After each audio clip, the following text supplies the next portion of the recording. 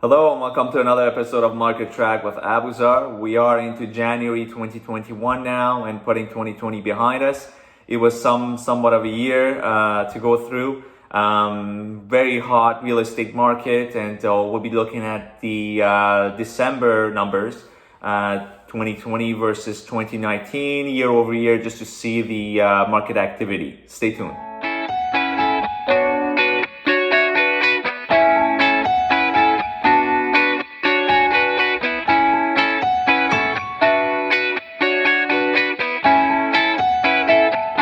So what I've done in this episode, and I'll be doing it from this point on, is I've added a new segment to our video, and that is taking a look at a more detailed look at the numbers. And to be specific, we'll be looking at the different price brackets and how many homes within that specific month are being sold, and this will give us a better idea on the activity within the Ottawa region. So taking a look at the numbers for the month of December, we can see that the values of the units sold, single family homes, 428 million. And what specifically I want to take a look at here is the number of single homes sold, which is this 710. And there were 532 new listings.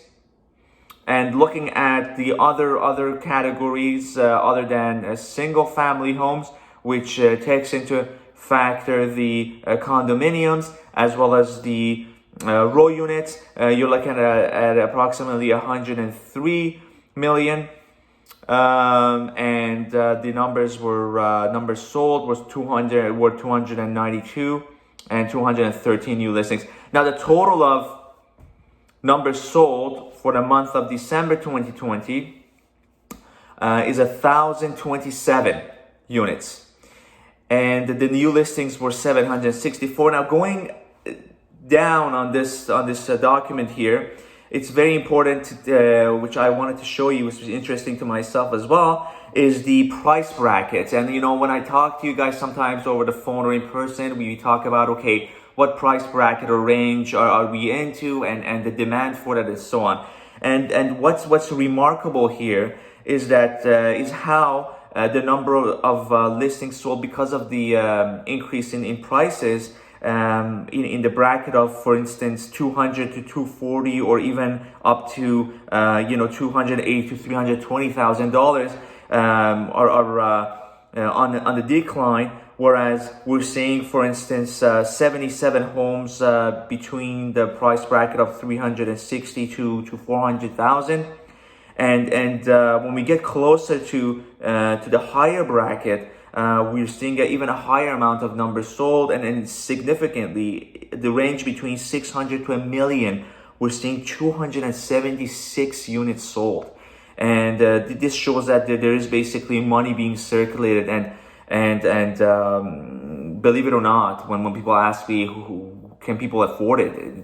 They can afford it, and they're purchasing it. So from that 1,027 units, we're seeing that 276 of them actually were between the price bracket of 600 to $1 million, to $1 million.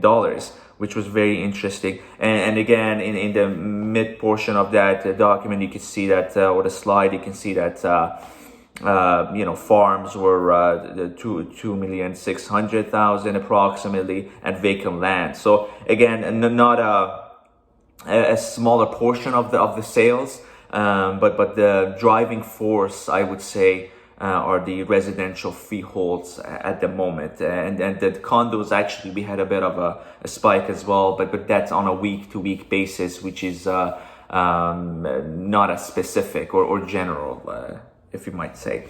So we'll go back and start on our slides, looking at the new listings on week 52 we're at since COVID began. And we can see all the fluctuation comparing December 2020 to 2019. Residential and condos combined, and now we'll see that they're taking different paths. The residential freeholds between the condominiums, they're both going in different directions, and week by week they're actually maybe a bit different. So looking here, we are seeing that the new listings for both categories are on the decline, and really similarly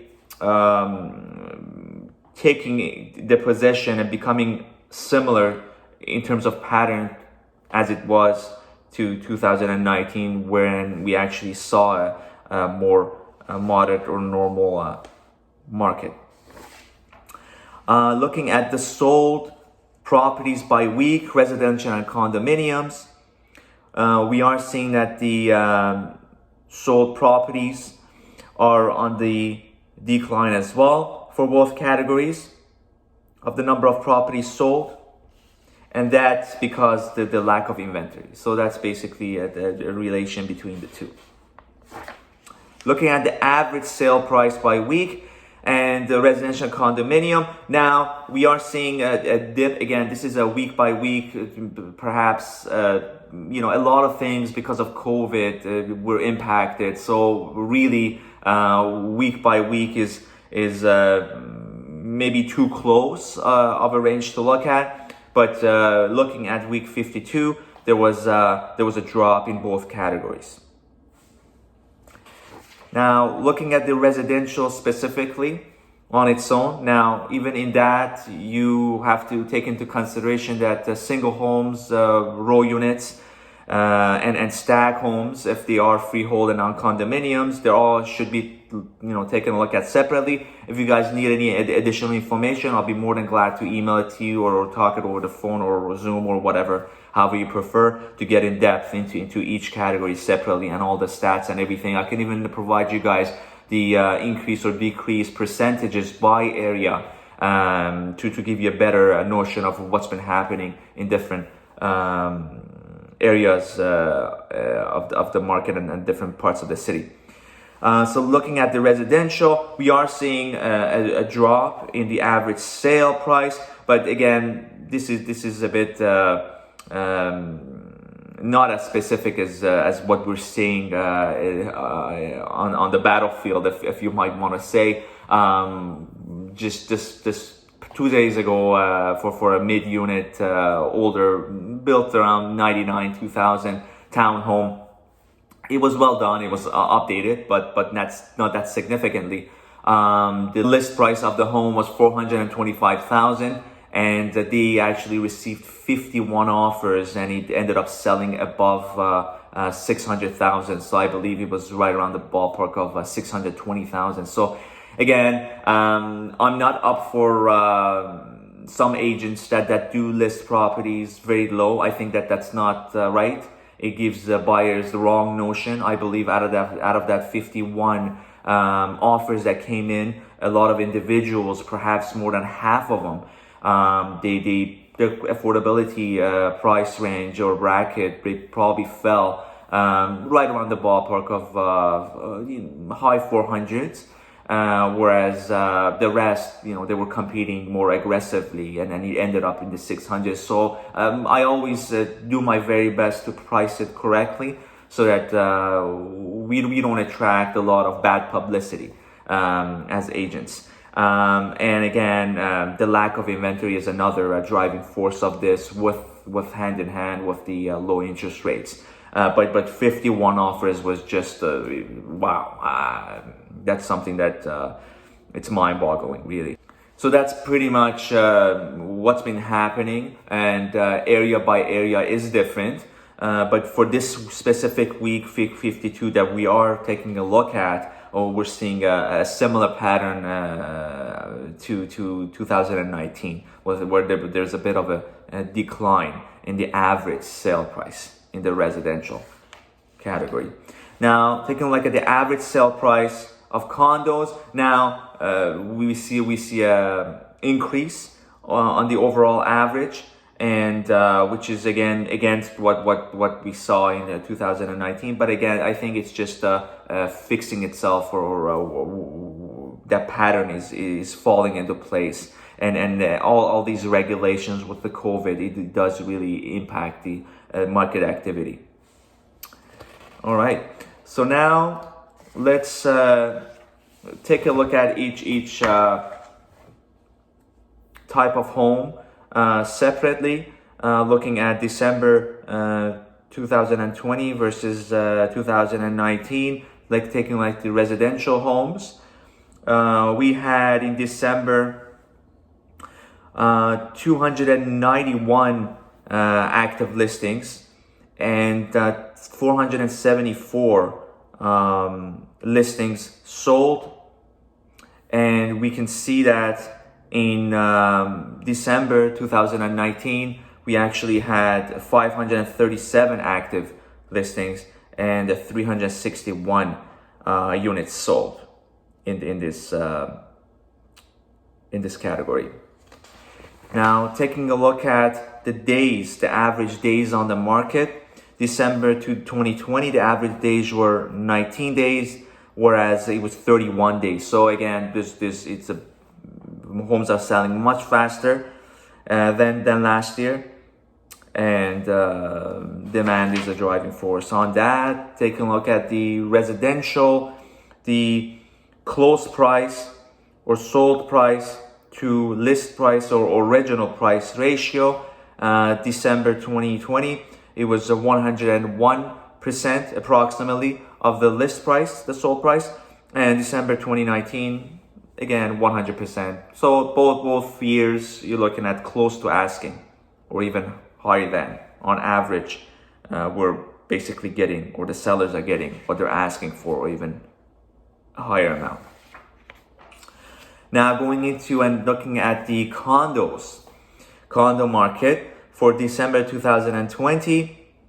Again, a bit of a different market with condominiums. They have always been different than residentials, and because of the fees that are being charged monthly, the condo fees. And again, as I said before, it really goes back to how well the condominium building or the complex is managed and what kind of amenities it has, how much upkeep it has, the age, and all the finances and everything needs to be in order. So looking at the active listings for 2020 December, 335 units, whereas we had 287 units sold, which is fine. The gap has significantly reduced.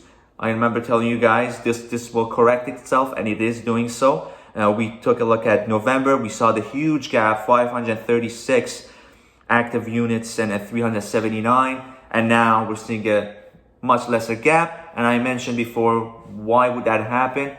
We are seeing a high demand for the residential freeholds. The prices of those units are going up. A lot of people are getting outbid and just getting pushed out of certain price brackets. And because of that, we're going to see a lot of people coming towards condominiums, and these condo units will start selling, and the condo price will increase as well. And similar thing with the rentals that we're looking at. We have more rental units now in the market. It's given with the season, but it will correct itself considering that there's a lot of qualified buyers, which will in turn go towards renting units and holding off for purchasing perhaps. I don't know whether the situation will get better from the looks of it. I think the prices will continue increasing for another 1.5 to 2 years at least.